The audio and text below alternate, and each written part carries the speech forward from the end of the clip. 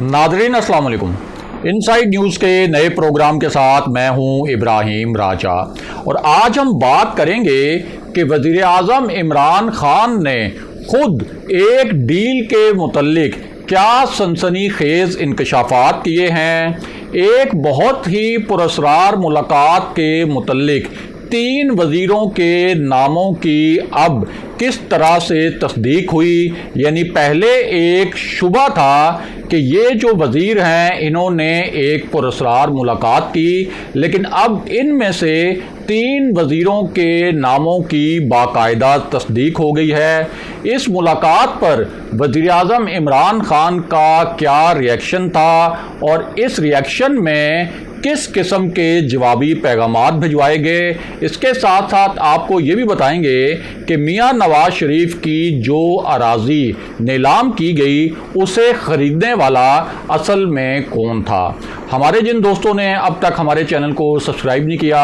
उनसे हम कहेंगे कि हमारे चैनल को सब्सक्राइब कर लें ताकि उन्हें अहम मालूमात बर वक्त मिलती रहें। अब वापस आते हैं आज के मौजू पर, यानी वज़ीर आज़म इमरान खान को खुद ये इंकशाफ क्यों करना पड़ा कि उन्होंने एक बहुत ही अहम मामले पर डील के मुतल्लिक बात की, और ये जो उन्होंने बात की एक ऐसे वक्त में की जब शहबाज शरीफ के मुतल्लिक बहुत से हलकों में, यानी इस्लामाबाद में जो इक़्तिदार की राहदारियां हैं वहाँ भी, और रावलपिंडी में जिसे ताकतवर हलकों का शहर कहा जाता है उन हलकों में भी ये एक तासुर था कि शहबाज शरीफ की जब रिहाई हुई तो उसके पीछे कोई ना कोई डील का अमल चल रहा था। फिर ये इतलात भी आईं और वज़ीर आज़म इमरान खान की करीबी शख्सियात की जानिब से ये इतलात आना शुरू हुई कि जेल में भी ताकतवर हलकों के कुछ नुमाइंदों ने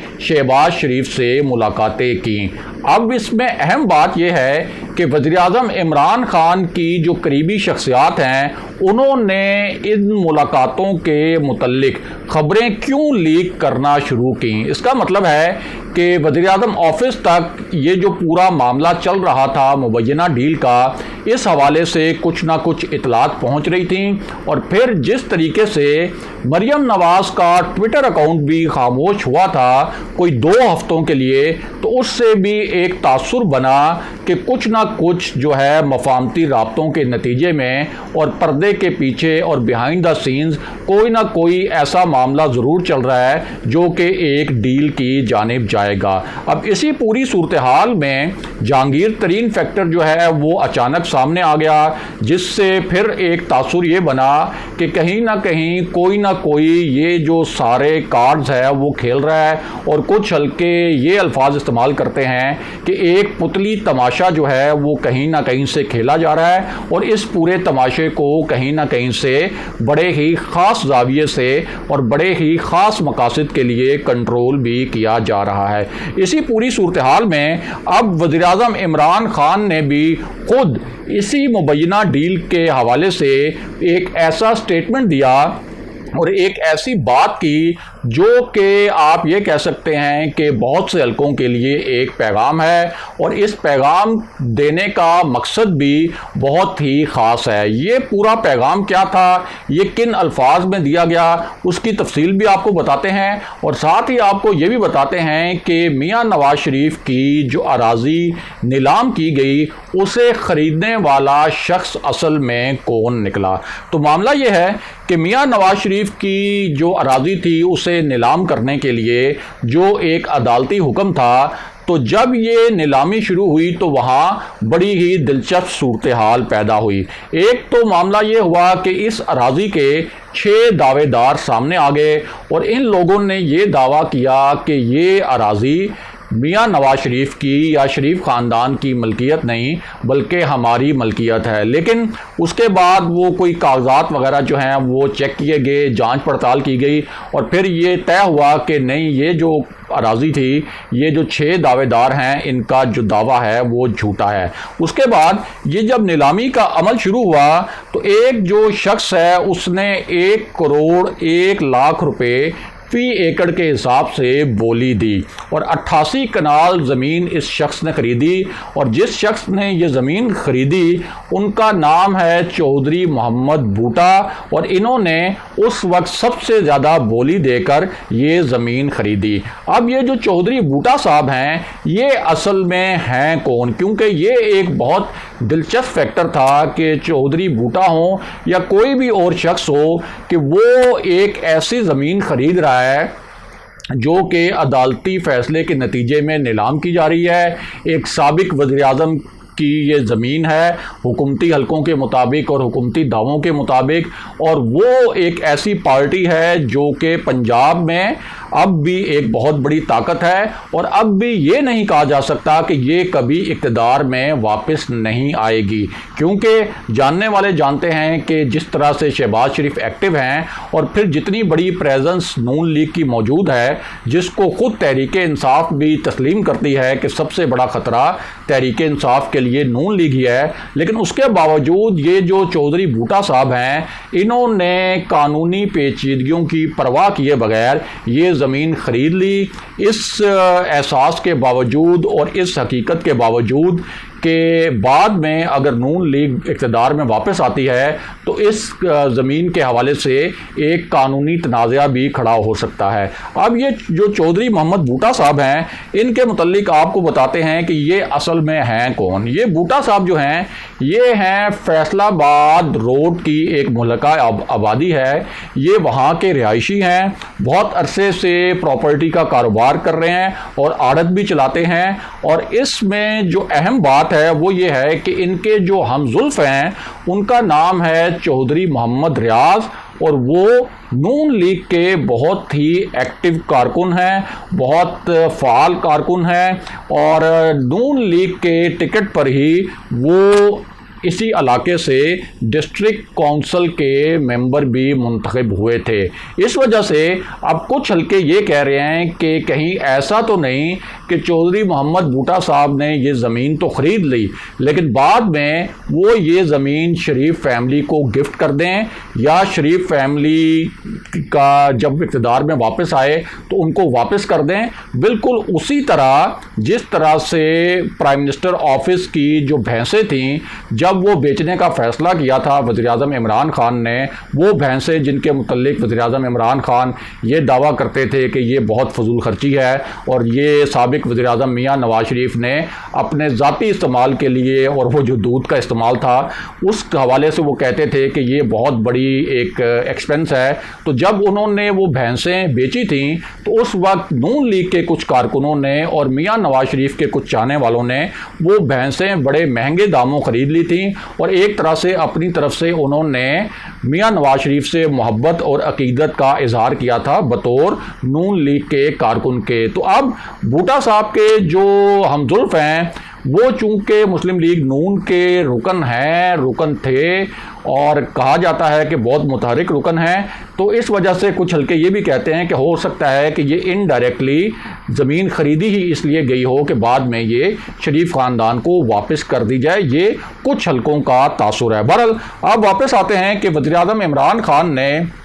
एक मुबैना डील के मुतल्लिक किस नौयत के इंकशाफात किए हैं और साथ ही आपको एक पुरस्कार मुलाकात के हवाले से जिन 3 वज़ीरों के नामों की अब बाज़ाब्ता तस्दीक हुई है वो कहानी जो है उस कहानी से भी आगाह करते हैं। तो ये जो मुलाकात है इसका बहुत चर्चा रहा इस्लामाबाद में, जो इक़्तिदार के ऐवान हैं वहाँ भी, अपोजिशन की सफ़ों में भी, सहाफ़ती सफ़ों में भी और जो रावलपिंडी के हलके हैं उन हलकों में भी ये मुलाकात बहुत अहमियत की हामिल थी। और इस मुलाकात के मुतल्लिक ये भी कहा गया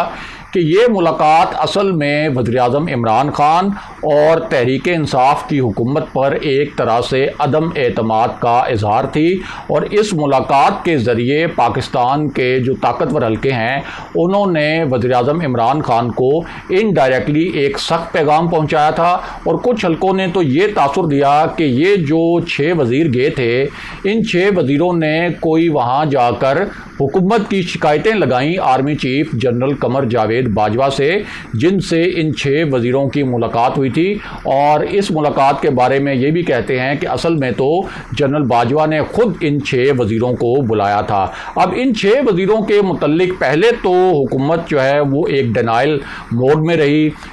بالکل یہ انکار کیا جاتا رہا حکومت کی جانب سے کہ ایسی کوئی ملاقات نہیں ہوئی، لیکن اب 3 نام ایسے ہیں جن کی باضابطہ تصدیق کر دی گئی ہے کہ یہ 3 نام ایسے ہیں ان 6 وزیروں میں سے جو کہ موجود تھے army chief general Qamar Javed Bajwa کے ساتھ ملاقات میں، اور یہ جو تصدیق ہے یہ بھی حکومت کی جانب سے کی گئی ہے، اور جان بوجھ کر آہستہ آہستہ ایک ایک کر کے بڑے خاص مقاصد کے تحت یہ نام لیک بھی کیے جا رہے ہیں، اور اس کا مقصد یہ ہے کہ ایک پیغام پہنچایا جائے پاکستان کے طاقتور حلقوں کو کہ اس قسم کی ملاقاتیں جو ہیں ان سے حکومت خوش نہیں ہوتی، اور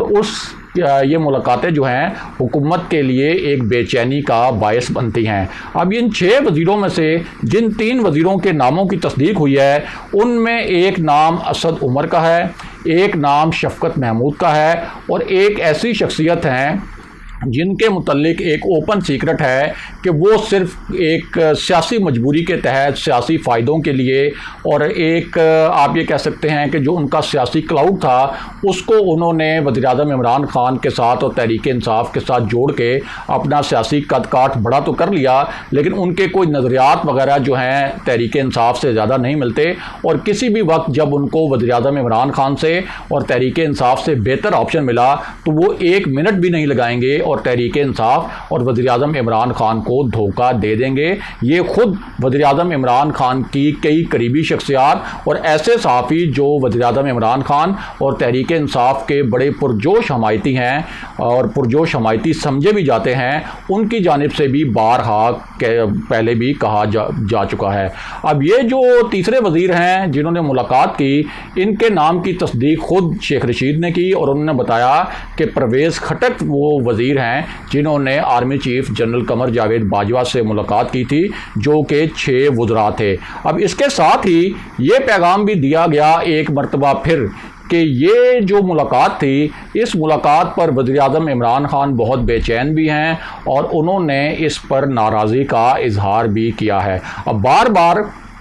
اس طرح کے پیغامات دینا کہ وزیر اعظم نے اس ملاقات پر ناراضی کا اظہار کیا ہے، اس کا مطلب کیا ہو سکتا ہے اور یہ پیغام کس کے لیے ہو سکتا ہے، اس کو جاننے کے لیے اور سمجھنے کے لیے کوئی افلاطونی عقل درکار نہیں ہے، کچھ باتیں آپ کو خود بھی سمجھ لینی چاہیے۔ بہرحال اب واپس آتے ہیں کہ وزیر اعظم عمران خان نے ایک مبینہ ڈیل کے متعلق کس قسم کا سٹیٹمنٹ دیا ہے، اور کچھ حلقے یہ بھی کہتے ہیں کہ یہ تو ایک ایسا انکشاف ہے جو کہ اب ٹاپ لیول سے ہو رہا ہے، اور وزیر اعظم عمران خان کے الفاظ یہ ہیں کہ مجھے اس وقت مافیاز کام نہیں کرنے دے رہے، مافیاز میرے کام میں رکاوٹ ڈال رہے ہیں، اور کہہ یہ رہے ہیں کہ ہمارے ساتھ ڈیل کرو،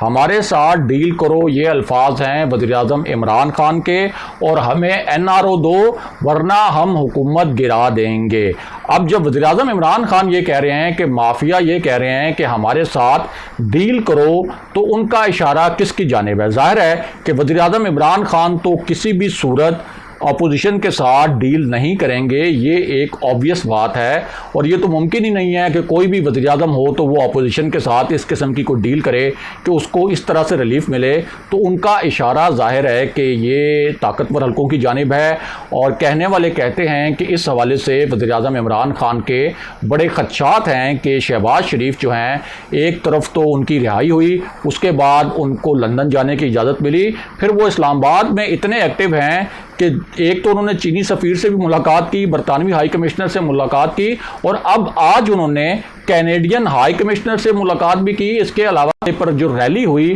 اس ریلی کو وہ لیڈ کرتے ہوئے اقوام متحدہ کے دفتر بھی گئے، یعنی اب وہ اپنا ایک انٹرنیشنل پوسچر یا اپنی ایک انٹرنیشنل ایکسیپٹنس بھی بنانے کی کوشش کر رہے ہیں۔ تو یہ بڑے پراسرار معاملات ہیں کہ کیا شہباز شریف جو ہیں ان کے پاس کوئی ایسا گرین سگنل ہے کہ وہ اگلے وزیر اعظم ہو سکتے ہیں، اور یہ جو ان کی ایکٹیویٹیز ہیں، یعنی وہ ہائی کمشنرز جو ہیں بہت اہم ملکوں کے ان کے ساتھ ملاقاتیں بھی کر رہے ہیں، اور اوپر سے وزیر اعظم عمران خان بھی بار بار طاقتور حلقوں کو اپنے کچھ وزیروں کے ذریعے، خاص طور پر شیخ رشید کے ذریعے ناراضی کے پیغام بھی بھجوا رہے ہیں۔ اگلے پروگرام تک کے لیے خدا حافظ۔